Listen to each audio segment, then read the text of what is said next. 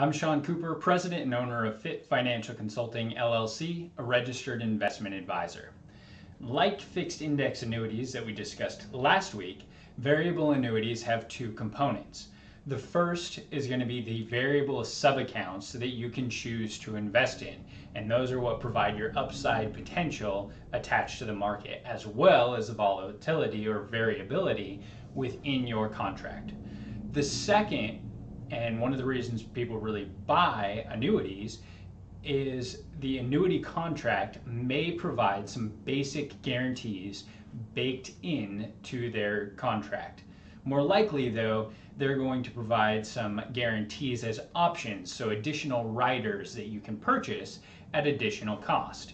And these riders can provide anything from guaranteed return of premium after a certain period of time. So they guarantee whatever you put into it, after 10 years, you'll get at least that much back out.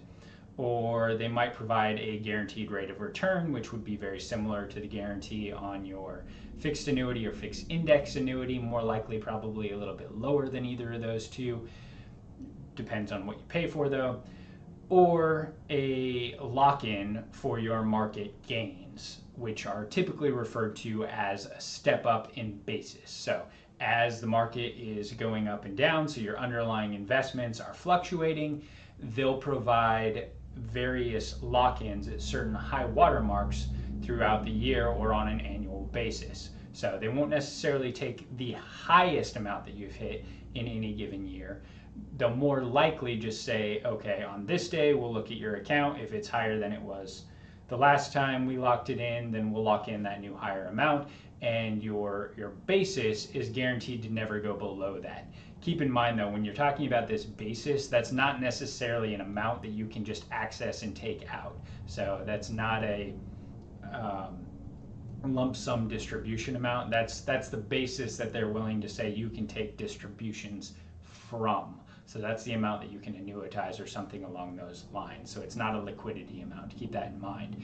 But there are nice guarantees that you can potentially add to your contract. And keep in mind, as you're adding these guarantees, you get what you pay for.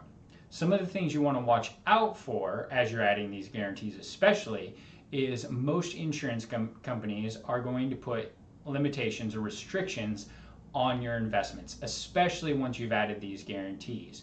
What that means is they're not going to just allow you free reign of their investment options to invest however you wish. They're more likely going to force you to maintain some sort of allocation, something along the lines of 60% equity, 40% fixed income, or maybe on the aggressive end, 80% equity and 20% fixed income.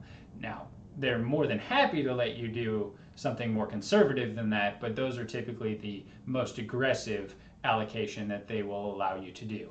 I only know of one company that really allows you completely free reign, and I'm not entirely sure they still even allow it, but it's something you want to look for within your contract, whether or not they're going to allow free reign or if they are going to restrict you.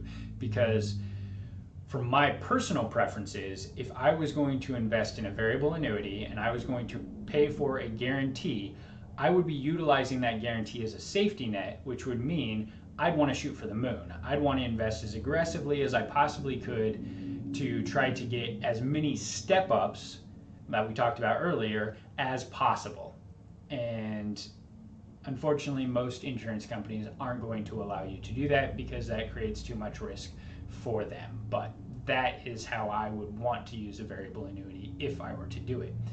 Next week, I want to talk more specifically about when these annuities, whether it's a fixed index, or a variable annuity, might make sense, or when they make the most sense in most occasions. So if you have questions in the meantime though, my number is 720-808-6979, and my email is sean.cooper@fitfinancialconsulting.com. Thanks.